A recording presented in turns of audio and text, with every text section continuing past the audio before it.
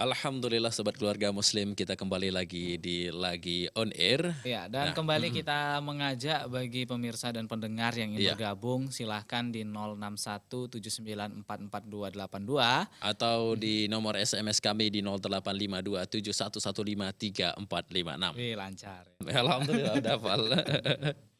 Ya, balik Eh, lagi nih kita sama Ustadz Muslim. Tadi kita Iya betul. ngobrol panjang tentang keutamaan-keutamaan ya, Mm-mm. pembiri Metodenya. metodenya. Sekarang Mm-mm. kita mau tahu nih tentang kegiatan Ustadz Muslim dan mungkin Mm-mm. ya pengalaman-pengalaman bagi kita Iya betul. sebagai seorang aktivis dakwah.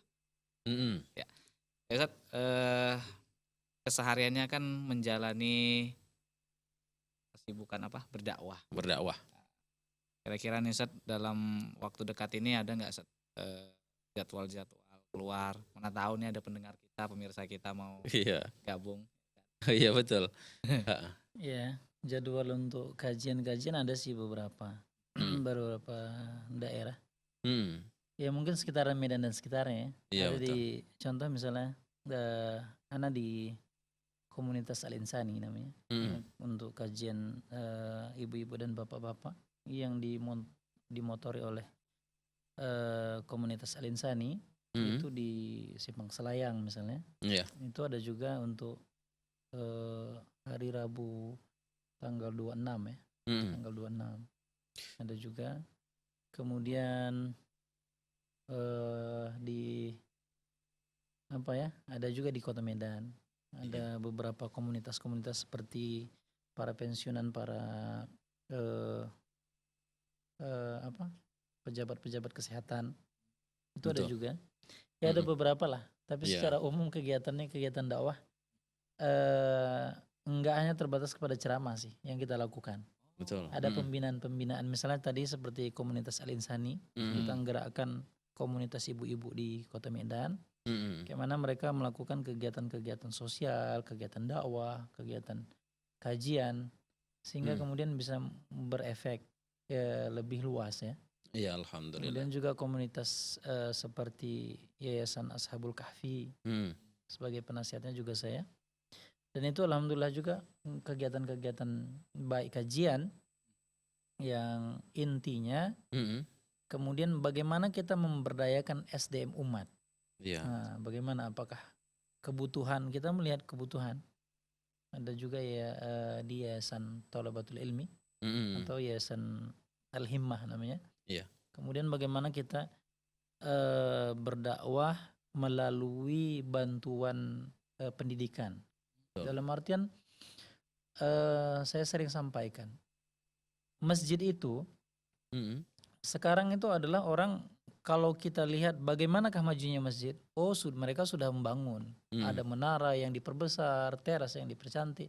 Sementara kalau kita lihat dari uang yang masuk di masjid itu jumlahnya besar. Iya betul. Nah, tapi tidak pernah berpikir masjid itu bagaimana kita mengembangkan SDM orang yang di sekitar itu. Mm. Agar bagaimana mengisi shaf, menjadi imam, menjadi khotib, kan nggak pernah. Iya betul. Nah, mestinya ada alokasi dana. Jangan semuanya berpikir tentang sejadah, tentang menara, tentang mimbar yang dipercantik. Iya. Jangan fokus ke fisik Fokus aja. kepada Ustadz. fisik. Tapi ada persen Mm. yang kemudian bagaimana kita meningkatkan SDM. Kalau seandainya orang-orang yang tidak mampu ataupun yang berprestasi di sekitar situ kemudian disekolahkan pesantren dengan biaya masjid, itu akan pulang untuk mengisi masjid pasti. Iya. Ketika orang udah paham. Nah, kayak ini gitu. kan sudah banyak nih yang bilang Ustadz tadi, mungkin dipercayakan Pak Ustadz Iya. untuk bekerja sama dalam bidang dakwah. Ini sebetulnya sudah semenjak tahun berapa Ustadz berkecimpung dalam dunia dakwah? Kalau saya secara pribadi ya, Hmm. ngikuti dakwah itu mungkin mulai sejak dari SMP ya. Sejak Ketika SMP. SMP, Hmm. iya ada kecenderungan ya. Dari SMP itu sudah ceramah. Apakah ketika Ramadan misalnya, kalau dulu ya, sama sekarang juga itu kan ada Sapa Ramadan. Betul. Dari kelas 1 SMP udah diutus dari lembaga sekolah waktu itu, udah ngisi ceramah dari semenjak SMP. Iya, Dari MTS ya, dari Ya, MTS sudah ceramah, udah ini. Itulah kemudian yang dilakukan. Oke, Dari kita sampai sekarang lah mudah-mudahan. Saya masih main guli, Man. Enggak lazim masa main guli sih. Iya, alhamdulillah. Nah, ini kan aktivitas dakwah adalah salah satu aktivitas yang luar biasa sibuknya, Pak Ustadz. Ditambah lagi jam kerja itu bisa dibilang mirip mungkin profesi lain seperti bidan dan lain sebagainya. Enggak jelas dia. 24 bisa 24 jam pun kadang kan. Ini bagaimana Ustadz mensiasati juga waktu bersama keluarga, karena sepertinya dai juga bermasalah di situ gitu, Pak. Iya. Mm-mm. Itu memang ya kendala, jadi kendala. Pertama gini, ini cerita pribadi ya, Iya, nggak apa-apa ya. tidak apa-apa. Dulu waktu Mm-mm. nikah dengan zaujah yang sekarang lah, ya Mm-mm. kan? Baru satu. Iya, baru satu.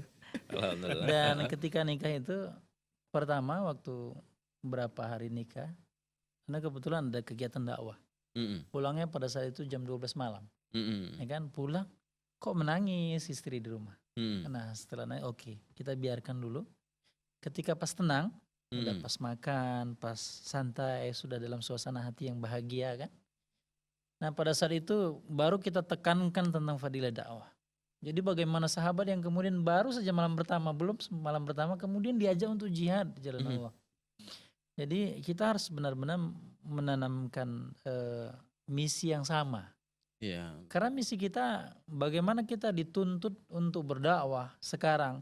Jadi kalau kita harus berdakwah berangkat sekarang harus berangkat. Iya. Enggak ada tawar-menawar, ada kebutuhan harus makan bareng dan enggak. Tapi ketika kita waktu kosong ya kita sempatkan. Bagaimana kemudian memberikan waktu perhatian kepada istri, kepada anak. Ketika kita memang jadwal pada saat itu off, kosong kan. Mm-mm. Itu kita berikan perhatian yang lebih. Iya. Nah, memberikan kejutan, surprise dan sebagainya. Tapi ketika kita dituntut, ketika tengah malam pun kita harus berjuang, harus. Jadi, nah pertama itu kan biasa shock culture ya, ada benturan biasanya pertama ya, Betul. keterkejutan dan itu biasa. Dan itu memang mungkin ya kita harus mengalami itu. Iya. Lama-lama jadi kebiasaan. Ya. Betul. Berarti di sini keluarga memang harus kita yakinkan bahwa harus kita bersinergi, Pak Ustadz ya. Kita tanamkan mental dakwah itu juga. Iya, kita tuh nggak bisa sendiri. Ini harus ada umi, kata gitu kan. Itu pengalaman kepada istri yang pertama, Ustaz ya. Iya. Ya, alhamdulillah. Nah, mungkin ada lagi yang ditanyakan Pak Selamat. Ya, itu tadi mengenai apa tadi? Pengalaman ya, Iya, betul. kesulitan di awal-awal ya, Ustaz. Tapi kalau sekarang insya Allah udah biasa lah, Ustaz. Insya Allah. Iya. Kalau misalnya hari ini harus berangkat kadang-kadang kan, kadang-kadang jadwal tuntutan lapangan ya.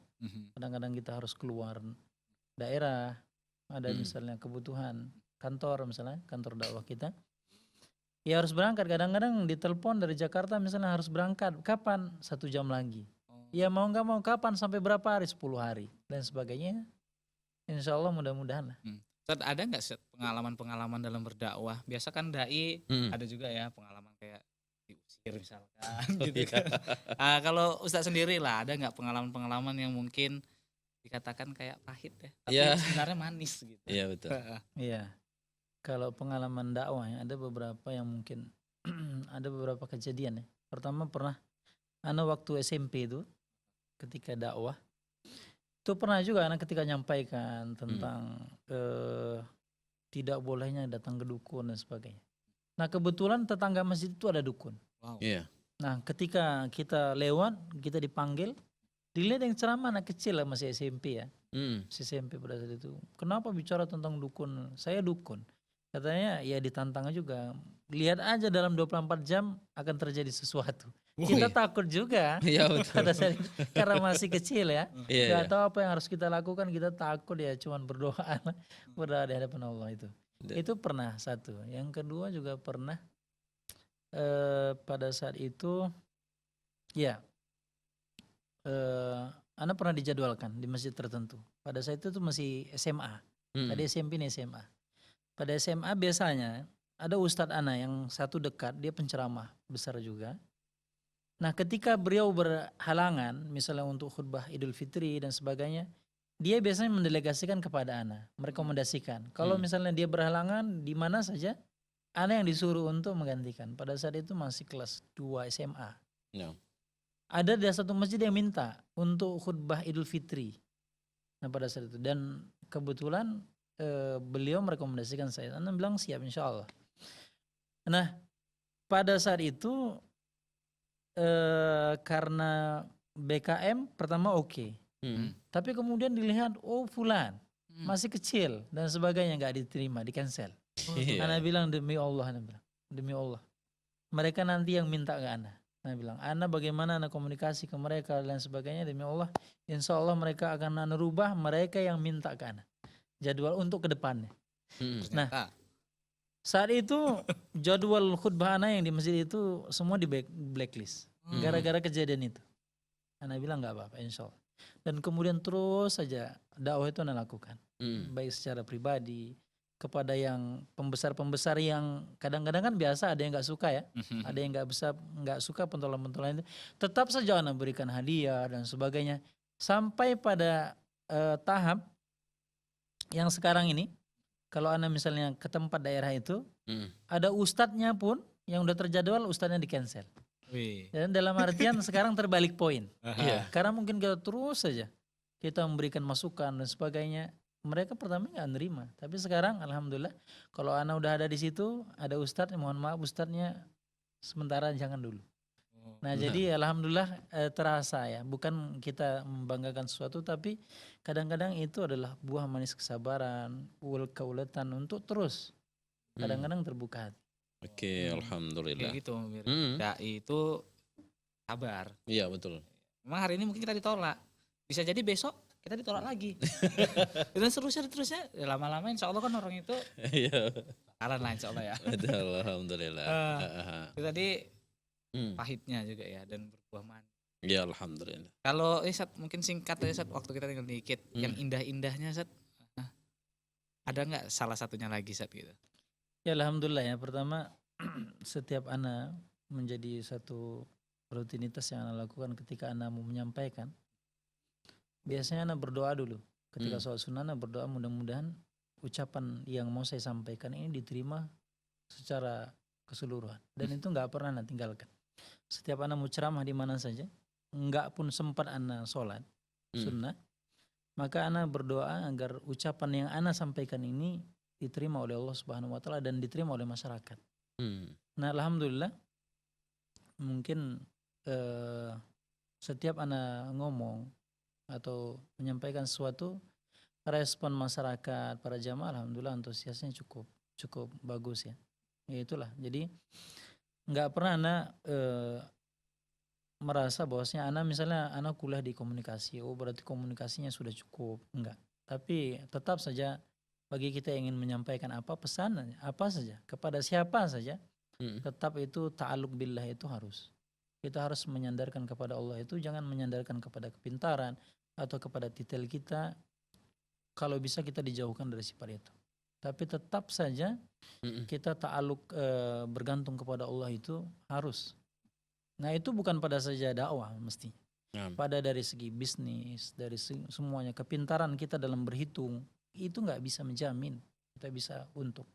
Tapi tetap saja kemudian kita bergantung kepada Allah Subhanahu wa taala.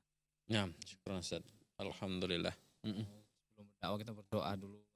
Iya. Supaya apa yang kita ucapkan itu enggak ngawur, Iya, bisa diterima orang. Betul.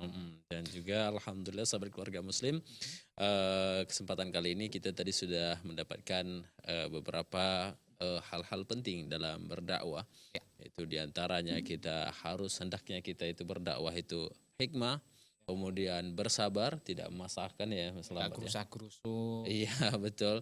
Dan juga kita semua berkewajiban untuk berdakwah sesuai dengan kemampuan dan kapasitas kita masing-masing. Nah, alhamdulillah sahabat keluarga muslim, terima kasih untuk Ustadz di kesempatan kali ini Iya, Ustadz. sama-sama. Jangan bosan-bosan datang ke studio. Insyaallah. Insyaallah, alhamdulillah. Baiklah sahabat keluarga muslim dan juga sahabat Arisalah yang mendengarkan kita di kesempatan kali ini.